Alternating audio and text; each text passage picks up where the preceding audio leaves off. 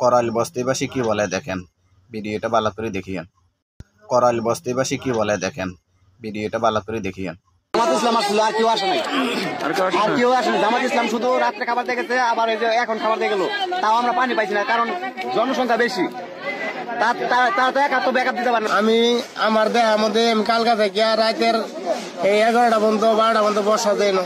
আমি দেখতেছি জামাতের লোক একজন আসে আঙ্গরে একটা কম্বল দিচ্ছে, এরপরে সকালে আসা আঙ্গরে কলা আর উঠে দিয়ে গেছে জামাতের লোক। এই একটা দলই আসছিল, আর কেউ আসে নাই এই জায়গা। এখন পর্যন্ত কোনো রাজনৈতিক দল চোখে পড়ে নাই, কিন্তু আজকে সকালবেলা শুধু জামাতের কিছু লোককে দেখলাম যে খাবার বিতরণ করলো। জামাতের লোক এসে খাবার দেওয়া গেলো আর সান্ত্বনা দেওয়া গেলো। আসছিল খিচুড়ি পাইছিলাম, এই যে আসছে এখন জামাতের লোক আসছে, এসে খাবার দিছে, অন্য অন্য সুযোগ সুবিধার কথা বলছে। দেখছেন যে দেশের জনগণ যখন বিপদে পড়ে কারা আগে যায়, ভালো করে দেখছেন।